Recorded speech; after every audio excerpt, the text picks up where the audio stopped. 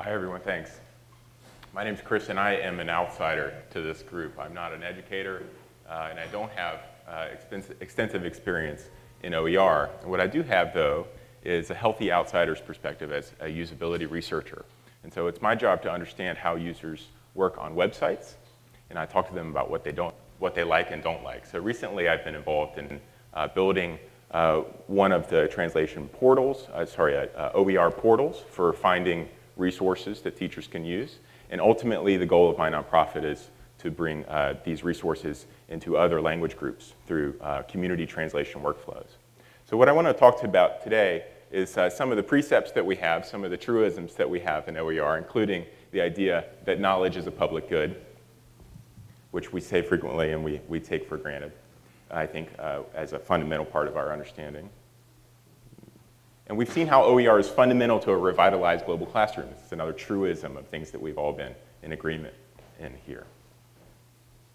Sorry, my clicker's not working great. We know that we want new content, new tools. We have a lot of ambition about how these things will work in our classrooms. But ultimately, we've seen things get in the way. And I think that this is the face of why things get in the way. In our experience with talking to teachers, we've seen some fundamental incompatibilities or disconnections between the way that teachers are treated, the way that their schools work, and the way that they are looking at how OER is being brought into their classroom. So my question over the last 6 months has been to ask teachers, well, what is it? What do you think about OER? How are you sharing? How are you discovering? What is it they're using? And usually the first thing that they say to me is, what's OER? They don't actually know what OER is, they don't have a culture of sharing, and they don't have a way to engage meaningfully in the things that I take for granted as a developer who grew up with open materials on the internet. I'm 30 years old, and I learned how to program based on open materials that were freely available. So to me, taking a culture of sharing for granted, it seems natural to me that we would want to facilitate each other and add blog posts to the web and help each other learn, what is it that we're all working on. So to me, the number one usability finding of our research and our work in building these websites is that teachers actually don't want to share that much. So I think it's useful just to take a minute and to let that set in. Why don't teachers want to share? Well, of course, we know that they do want to share in many contexts, and I'm sure that I'll get ribbed at the bar tonight for saying this. But we see teachers sharing, sure, in many different ways. But on a fundamental way that we're hoping for them to work with OER, it's not really happening. And the look that you see on teachers' face, this kind of frustrated, confused, well, I don't know, just move on to the next person, please. That's the kind of thing that we see as, I think, a real blocker in the generative cycle from creation to discovery and use. And I think that being able to treat teachers as peers in that creation process is key to really being able to see success of OER over the next 10 years. Because I don't think that we've seen success yet. And the high goals that I've heard from many of the heroes that I have in this room, OER heroes that we heard speak over the last couple of days, we're not living up to those goals yet. And I think that fundamentally, it's about teacher culture and about sharing culture and about bringing different approaches to the classroom and to school districts.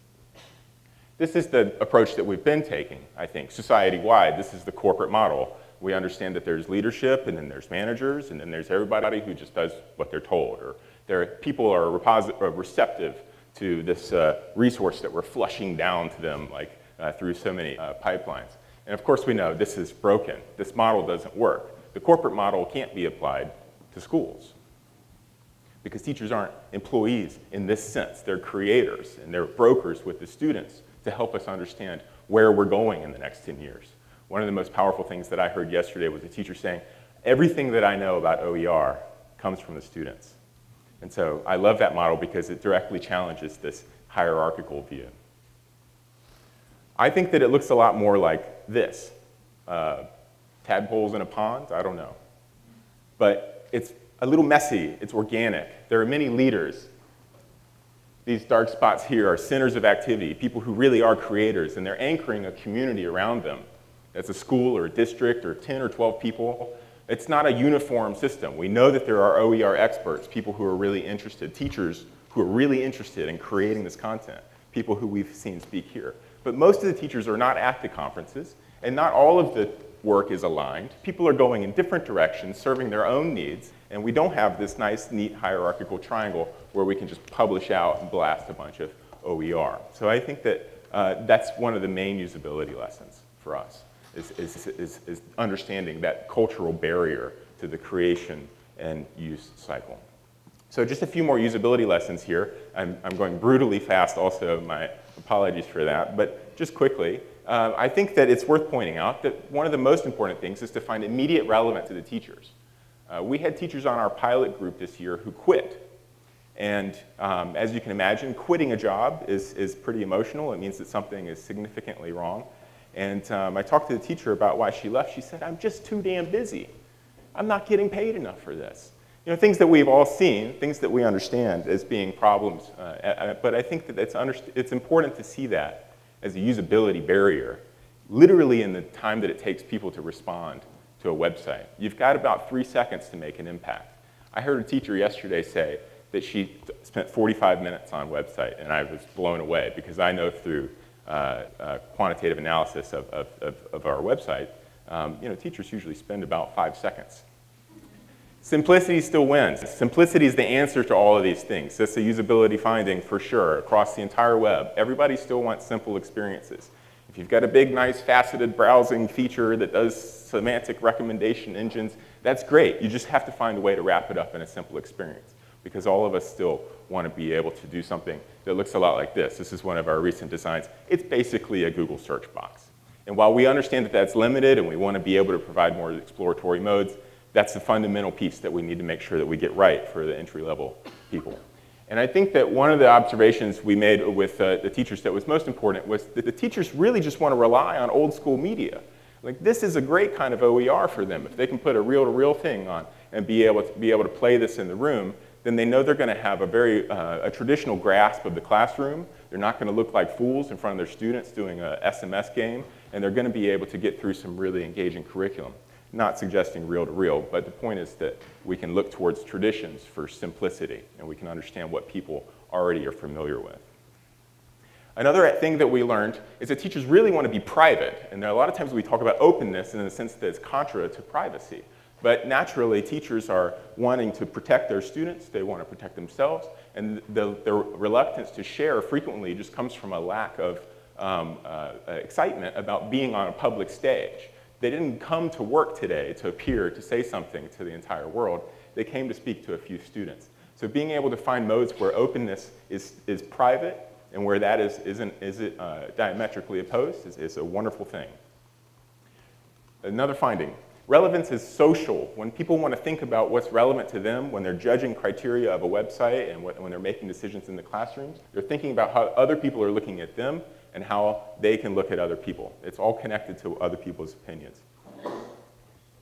Another point, scalability. It doesn't have to mean monolithic growth. And in fact, a lot of the success that we've seen doesn't go from small to big in one step, where you have the same beautiful organization on the left. At launch, we're very small, then something magic happens, and then we're very big.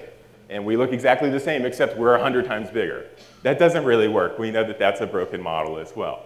It comes back to that tadpole model where if things are much more organic, much more confusing, a little bit raw, and we can see growth as a kind of ad hoc piling up of these different approaches where maybe in one place for a language community in Utah, you need these types of resources, but then in other parts of the country and the world, we see that there are many different types of programs that are relevant and many different types of success that are meaningful to teachers. And so the idea of something go from a little punctuation mark here to this massive project, the problem is not the magic in the middle, it's the homogeneity of the approach. And teachers are looking for diversity that's relevant to their school system and their class, not something that's relevant to your end of the year report that shows how nice and tidy your original idea was. So diversity is the rule, not the exception. All teachers are different. Of course, we know that there's a lot of power in scaling through recognizing shared problems, but being able to approach a teacher and say, I know that your problems are unique and I want to help you solve your problems. I don't want to bring you a solution. To me, that sounds like something that's much more viable to teachers, just based on the interviews that we've done with them. So As a question to you, I would like to ask, how do you understand the diversity that's in your audience? If you're creating a portal or curriculum, or you're doing management of OER in some way, as many of us are, how is it that you understand the diversity within your audience? Do you have a single model on the wall that shows one type of teacher that you're trying to serve? If so, I would really encourage you to start breaking it out into 2 or 3 or 4 or 10 different types of people to really get a sense of those margins that we were just talking about. Because I absolutely agree with the previous speaker that the margins is where we can go to make the best impact. Another quick point, video is a steam engine. I came into this not knowing what the teachers were going to say they really loved. They said, we love video. And the next person said, we love video. And the next person said, we love video. And I scratched my head for a few weeks thinking, well, why is that? And then we pivoted our designs, and now we're very focused on video. This is another preview screenshot from our website. I think the video goes back to a traditional mode of engagement. It gives people a sense of control in the classroom, and it wakes students up in the back of the room. I can only imagine how, by comparison, video is much more difficult. So for those of us who have been doing this for 10 years, video may seem like the most complicated thing, directly against the advice that I was just giving previously. But I think that that's the challenge that we have to live up to now. Video is the gold standard, and it's the steam engine that will power our industrial revolution. My last point here, I've just got a couple more minutes, but the whole purpose of Meedan, my nonprofit, and I encourage you to talk to me if you're interested in internationalization work. We are looking for pilot groups and other teachers that are interested in participating in our software development cycle. We're putting translation at the core. And the reason is not because that's easy or because it's particularly attractive to teachers, but because there's a crisis of content in many parts of the world. And we see that in 2010, there have been some really successful translation projects.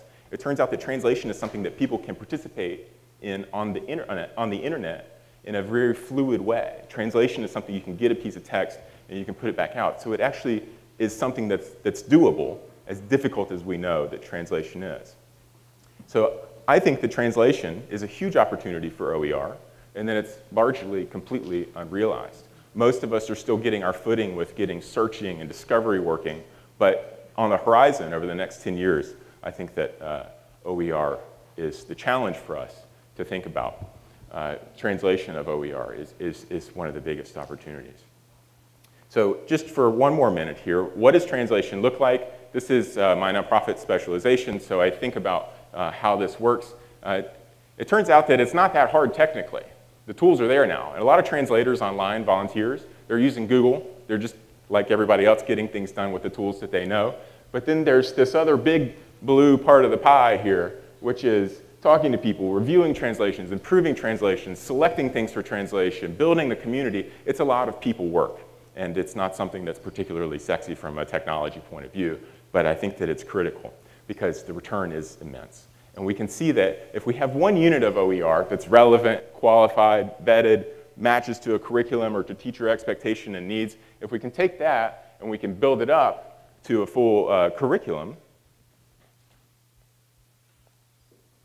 then we have something that looks more like this. And so if we think to we're really putting our scale hats on and thinking about what it is that makes these things succeed, we're getting a full curriculum here, zooming out, and we can see, maybe, that this is the scale of a type of OER that we would need for a classroom or to be relevant for a teacher over a whole year. And then additionally, being able to take that content and translate it into multiple languages allows us to be able to bring this level of scale into an entire toolbox of these different, sorry, warning to the next presenter. If we can take this and we can translate it, we're able to, we can think about translation as a way of multiplying our work and being able to bring this one big view. Granted, it's a big view. That's a lot of material that we have to get out the door, but then additionally take that and put the multiplier of Chinese, Arabic, French, Spanish, being able to put those in a box and then present that as a unit of OER, where we can say not just one curriculum in English, but yes, accessible for all of these different language communities. I think that that's a beautiful thing to look forward to and a very big goal indeed. Thank you very much.